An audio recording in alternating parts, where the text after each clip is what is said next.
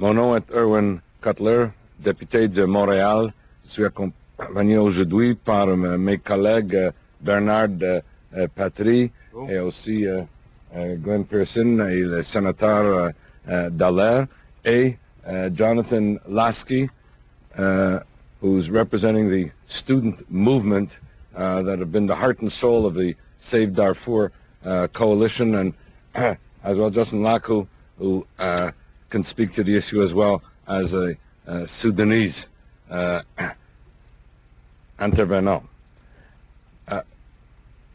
2 weeks ago, actually let me begin, 1 month ago, the student movement and Jonathan Lasky then organized on Parliament Hill on September 17th, on the anniversary of the Responsibility to Protect doctrine, a gathering here which, in their words, was to alert Canadians, to alert the government not to turn our eyes away from the genocide in Darfur, and to recognize our responsibilities under the Responsibility to Protect doctrine.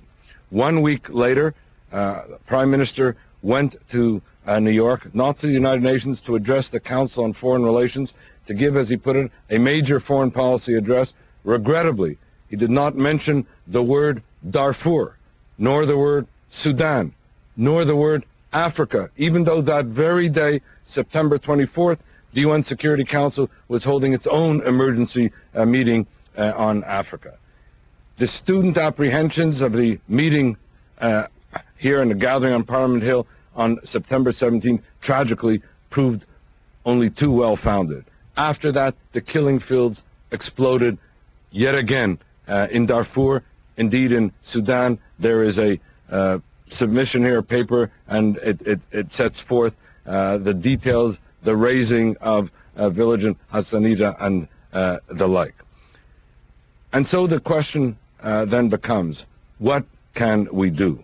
I say this because this past weekend, there was a global conference on the prevention of genocide, which was addressed, among others, by Senator Dallaire.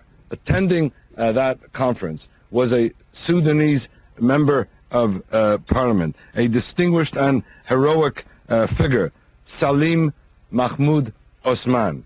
And his message, which I said we would deliver here today, because he had to go back from Darfur and he had just come to the conference from Sudan. His message was, the time to act is now.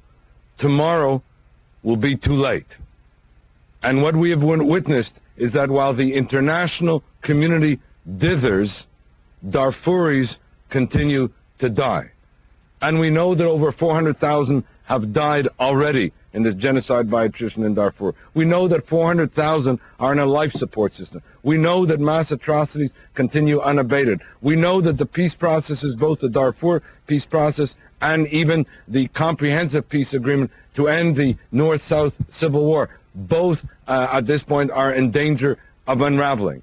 And Andrew Natsios, the U.S. Special Envoy to Sudan, with whom I met last week, the day after he came back from Sudan, whom Senator Dallaire has been in constant touch with, said to me that the atmosphere on the eve now of peace talks in Libya is poisonous. In other words, everything is at risk of unraveling, and Sudan as a whole is at risk of unraveling.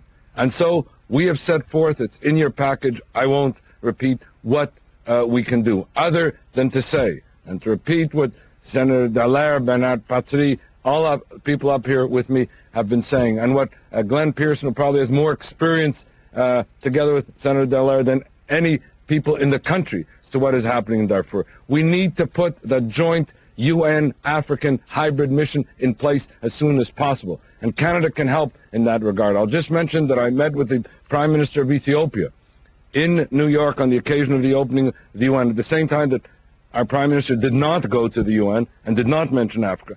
And the Prime Minister of Ethiopia said that Ethiopia is committing 5,000 troops to Darfur, but that what is needed are the kinds of things that the African Union doesn't have, but that Canada has. Not troops, but what Canada can give. Expertise in logistics, in command and control, in equipment, in communications, and the like. These are the kinds of things where our expertise can be given to the hybrid mission. And in terms of the culture of impunity, and with this I will close, not only has Sudan violated every single UN Security Council resolution, whether it's regard to an arms embargo, whether it's regard to the cease and desisting from indiscriminate bombing, whether it's cease and desisting from sexual violence.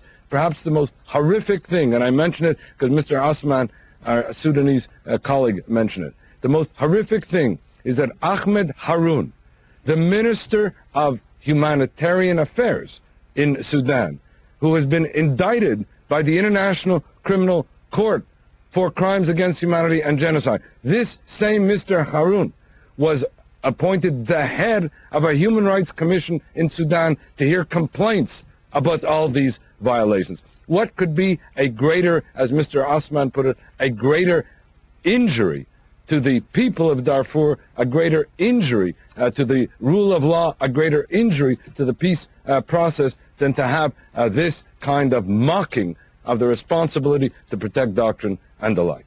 Okay, I'll now turn it over. Let me begin with Senator